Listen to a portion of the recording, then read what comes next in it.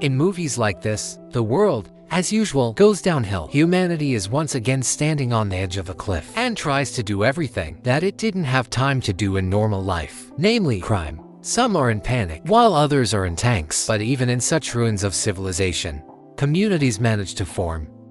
The best of the worst is called Ziam, a piece of hope for the future of humanity. But today, everything will change. Singh lives here, a former Thai boxing fighter with fists like bricks and a face you could leave autographs on after every punch.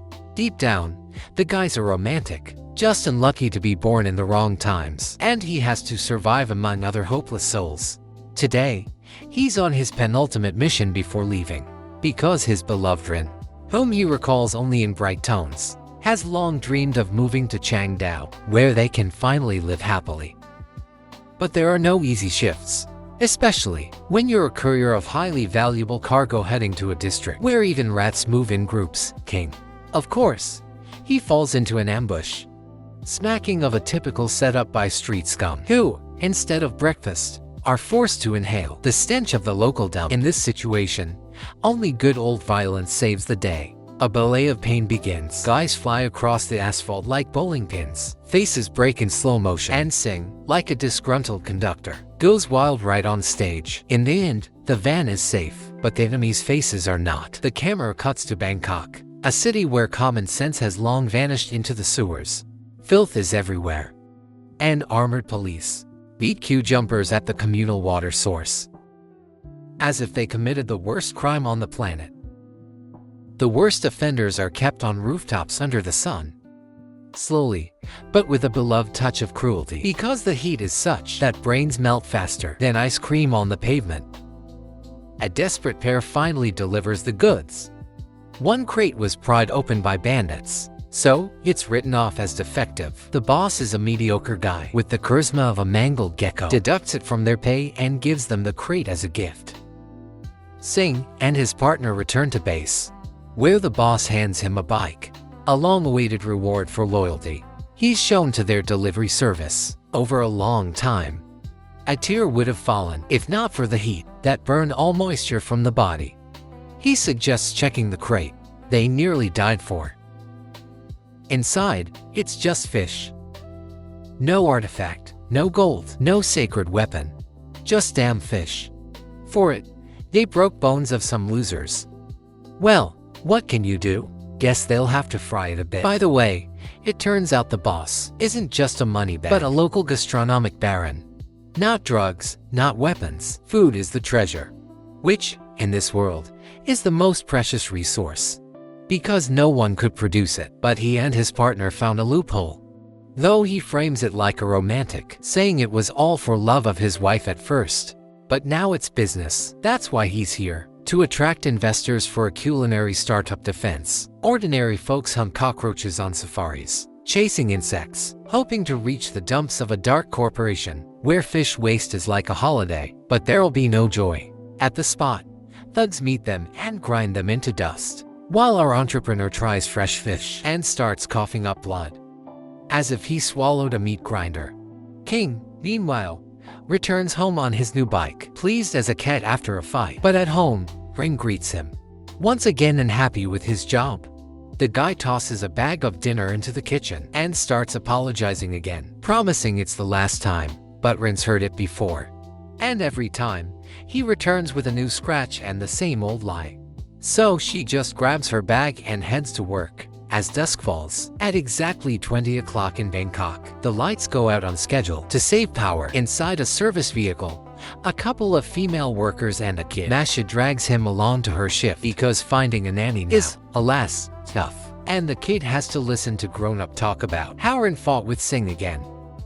He's a good guy, just tough times. He doesn't have many options, but he has to survive. The world's already going to hell. But even kids understand apologies are just pretty sounds if there's nothing behind them. Katarina is not just another sad girl in a post-apocalypse. She's a real doctor, not playing a ditzy nurse in some TV series. A proper surgeon, capable of sewing a hand to a neck and making it look like it was always there. Today, she's on shift plus a bonus, watching little buddy while his mom delivers a baby she leaves him in the hallway as she's unexpectedly called to surgery. But it's cancelled when the chief doctor appears. From his words, it's clear that a situation on the 10th floor will decide the hospital's future. And things are already heating up there. A gurney with a fish expert, the same one choking on his toxic snack this morning, is rushed to the ICU. Rin runs to the ward. A VIP, Mr. Kun, is there. A fish tycoon and a man who managed to help people in the crisis's epicenter. He claims that the liver of a mutated fish could save his wife. He's been in a coma since last year. His company tested the drug's effects, and it should work. But she must perform the surgery. The girl tries to explain that treating with a radioactive tuna liver isn't the best idea, but no one listens to her concerns. It's time to prep for surgery. The chief doctor sides with the influential man. Meanwhile, the guy on the gurney nears his end, wheezing, coughing blood, convulsing. Doctors huddle, trying to save him, but realize he's gone. The surgeon lowers her hands and asks everyone to leave the operating room to clean up in silence. Only, he wasn't planning to stay dead. A couple of minutes later, the fish eater suddenly attacks, and in a few seconds, he's out in the hallway, sinking his teeth into the artery of the first person he sees. From that moment, the hospital's silence ends. Singh was already preparing for his final mission and decided to remind Rin of their childhood dream come true. But at that moment, he hears about the emergency at the hospital and immediately heads there because it was all caused by the damned fish. They almost ate themselves. The hospital's already locked down. The military sets up a perimeter, turns on floodlights, and makes it clear that anyone trying to leave the hospital will drop to their knees right there. And then a person falls from the roof, or rather, a mutated body that gained a mechanism of immortality. It immediately bites the nearest soldier, and full-blown panic erupts. Singh dives inside, filled with courage to find his beloved. A guard on the first floor desperately tries to fend off an infected's attack. Rin, meanwhile, hides in an office with the director, who, unfortunately, turns into a mutant a few minutes later. And the girl is left alone with someone who was just nodding to wealthy clients and now wants to eat her. She breaks into the hallway, where she hears Singh's voice. The guy's already reached the security office, but when she tries to respond, the lights instantly go out. Singh has no choice left but his fists and old-school Thai boxing, which has been knocking out faces on the streets since childhood, where only the lazy didn't survive. The first zombie fight only boosts his confidence, and he sets off to clear the floors like a courier already in hell. On the 3rd floor, a little surprise buddy, cornered between a wall and a living dead. A patient clearly didn't finish her dinner. The guy bursts in like a sledgehammer, and in a second, the head nearly flies off the shoulders. But a zombie bites the kid, and he plays the hero, begging Singh to go on, saying he's beyond help, only when Singh points out it was a fake jaw. The kid instantly switches to macho mode and sets off to find his mom. Downstairs, a circus of gunfire erupts. A little girl steps onto the street. A guard rushes to save her, and bam, even that doesn't help. Ruthless soldiers shoot the girl too. The army commander isn't a philosopher. He's got a heart of steel and believes sacrificing 500 souls is far better for millions. So, the clock's ticking. In 4 hours, we'll blow the hospital and won't even look back. A special forces squad sneaks into the basement, setting explosives on load-bearing beams, probably feeling like key players in saving the world. Rin's still alive, slipping into another office, grabbing keys from a reanimated guard, locking herself in and checking the cameras. It's absolute hell out there. Chaos is everywhere. Singh and Buddy reach the reception desk, where they find a board with doctors' names. According to it, the boy's mom and Rin are on the 5th floor, but with a whole horde coming, they need to run. They don't get far before locking themselves in a ward, where a peculiar drama unfolds. A 20-year-old guy sits by his dead father's bed, having already made his choice, deciding life without his dad isn't worth living. The boy freezes in shock, so Singh quickly topples a cabinet and pulls the guy onto the scaffolding to climb higher. When the horde bursts in, the room instantly turns into a bloody picnic. They built it themselves. They climb up, and then a psycho appears. A zombie in a rabbit mask flies out the window. Apparently, the kid's room met the same fate. The zombie starts smashing its head against the glass. Singh grabs a pipe and pierces the chest of the hungry beast, then saves Buddy. Finally, They reach the 5th floor. The boy runs to his mom in tears, but Sing notices a bite on her back. Without hesitation, he tells the guy to take his son and leave. It's about to get ugly here, but Buddy's still a kid. And it breaks him. He tries everything to go back. While his mom mutates near small children. Sing's no hero, but he won't abandon a kid. He grabs him like a backpack and charges through hordes of zombies coming from all sides. Only at the last moment do they notice that the mom has already fed on infants, catching his breath and wiping someone else's blood from his face. He sees on the cameras that Kun is still alive and surprisingly calm. As if not in the epicenter of the apocalypse, but in a real sanatorium. He's holed up in a ward with his comatose wife, like he doesn't care about anything. The girl sneaks to him, temporarily finding one of the few spots without the stench of decay. No screams, no blood on the walls. Mr. Kun doesn't panic. He's not one to run. He has a plan, and it doesn't include everyone's survival, only his and his wife's. But in that case, he'll take her too. And now the general at headquarters gets an order to extract his investor at any cost. Almost instantly, a chopper with the elite special forces takes off. Regular civilians in this place are meat. Kun's their money. So, he's the priority. Meanwhile, Buddy, with red eyes and scraped knees, starts losing spirit. He's almost ready to give up on life, until he recalls his mom's face. She didn't give birth to him to die here, not like a rag. He pulls himself together, and is now ready not to whine, but to help, at least by not getting in the way. Rin, meanwhile, strikes a deal with Kun. She'll get blood for his dying wife, and in return, he'll get her out. Rin races through swarming corridors, trying not to become fast food for the locals. Almost simultaneously, finds her lost pendant, and immediately guesses where she went. He races after her. While upstairs, special forces dish out bullets left and right, not caring who's infected and who's just screaming in fear.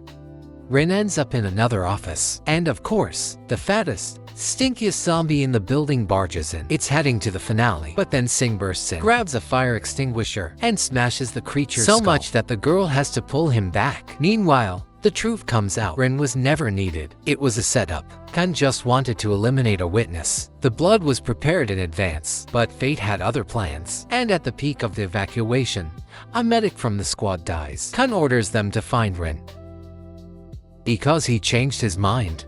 Or rather, because he has no choice now. Rin talks about Kun's benevolence, but Sing steps into the corridor first and catches a bullet right in the collarbone. Buddy's in shock but stays sharp. They only care about the girl anyway, so Sing is left lying on the floor while Buddy hovers around him. But zombies don't care who's an investor and who's not. They burst into the corridor, and the squad gets bogged down almost instantly. Sing, wheezing and clutching his shot collarbone, stands up, and then it begins. The scene worth living for. One by one, he takes down fighters with his hands, and whatever's at hand, breaking everything. Not out of revenge, but because that's what he was ordered to do. Adrenaline would have raged here no less. Then, as per the classics, a fight with the squad leader. Two Terminators clash in an almost equal battle.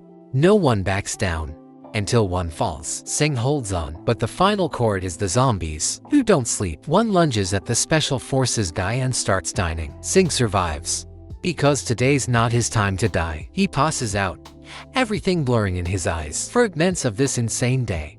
Then light he comes to, patched up, with drops of sweat and blood on his face. Buddy and Rin are beside him. His beloved is still alive. She pulled him out of hell. Without him, she says, life isn't life.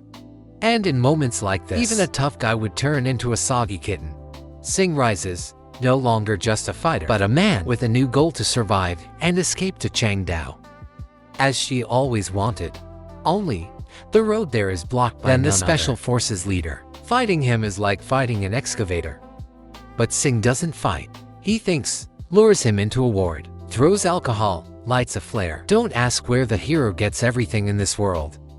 In the end, the special forces guy burns like a Christmas tree, all beautiful and dramatic. But here's the problem. The fire suppression system kicks in, and water in this hell is like Red Bull for zombies. Not wings, but mutations. Some start forming into terrifying shapes. In short, the fun's just beginning. Sing fights back as best he can. In one of the corridors, they meet Kun and his wife. Only now she resembles something from Resident Evil. So the guys leave. But Kun doesn't back down, staying with his wife until the end. And she finally tastes her beloved. A whole horde of zombies adds a real cherry to this scene. Right in the heart of the lucky millionaire. Then the zombie horde chases the group.